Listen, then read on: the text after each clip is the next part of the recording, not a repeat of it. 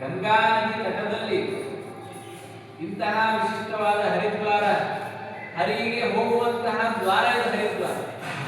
ಹರಿಯ ಪಾದದಿಂದ ಹರಿದ ಗಂಗೆ ಭೂಲೋಕಕ್ಕೆ ಬಂದ ಸ್ಪರ್ಶ ಮಾಡಿದ ಸ್ಥಳವೇ ಹರಿದ್ವಾರ.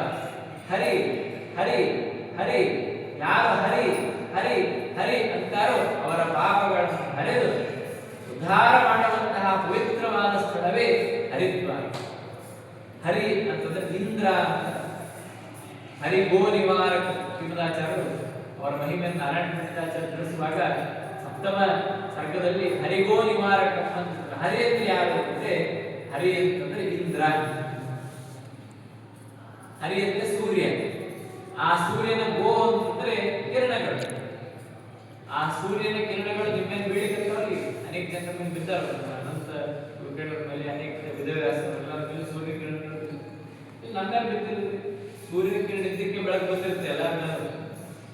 ಹೀಗಾಗಿ ಆ ಹರಿ ಗೋ ನಿವಾರಕ, ಈ ಸಂಸಾರ ದುಃಖಗಳನ್ನ ತಾಪಗಳನ್ನ ಕಳೆದು ಉದ್ಧಾರ ಮಾಡಬೇಕಾದ್ರೆ ಒಂದು ಜ್ಞಾನ ಬೇಕು, ಪ್ರಕಾಶ ಬೇಕು.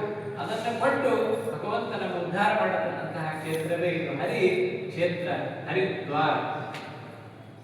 ಹರಿ ಅನ್ನೋ ಶಬ್ದಕ್ಕೆ ನಾವು ಕೇಳಿದ್ವಿ ಕಪಿ ಅಂತನೂ ಅರ್ಥವಿದೆ. ಹರಿ ಅಂದ್ರೆ ಮಂದ್ಯ. ಹರಿ ಗೋ ನಿವಾರಕ. ಗೋ ಅಂದ್ರೆ ಕಿರಣ.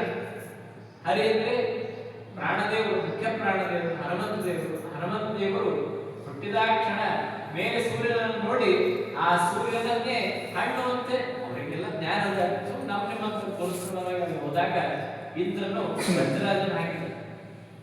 ಆ ವಜ್ರಾಯನ ಕೂಡ ಆ ಪ್ರಭಾವ ಬರ್ತಾ ಇರುವಾಗ ಆ ಇಂದ್ರನ ಗೋಗಳನ್ನು, ಗೋ ಅನ್ನೋ ಶಬ್ದಕ್ಕೆ ಪ್ರಕಾಶ ಅಂತ ಅರ್ಥವಿದೆ.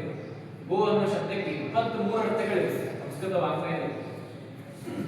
ಹೀಗಾಗಿ ಆ ಜ್ಞಾನವನ್ನು ಕೊಡ್ತಾನೆ, ಅಜ್ಞಾನವನ್ನು ಕಳೀತಾನೆ. ಅಂತಹ ಕ್ಷೇತ್ರವೇ ಈ ಹರಿದ್ವಾರ. ಈ ಕ್ಷೇತ್ರದಲ್ಲಿ ನಾವು ಬಂದಿದ್ದೇವೆ. ಇಂತಹ ವಿಶಿಷ್ಟವಾದ ಈ ಗ್ರಂಥ ಇದೇನಾಗಿದೆ, ಬ್ರಹ್ಮಸೂತ್ರ, ಮಹಾಭಾರತ, ವೇದ, ಗಾಯತ್ರಿ ಸಂಬಂಧವಾದುದರಿಂದಾಗಿ ಇದರಲ್ಲಿ ಪ್ರಾಮಾಣ್ಯ ಅಧಿಕವಿದೆ.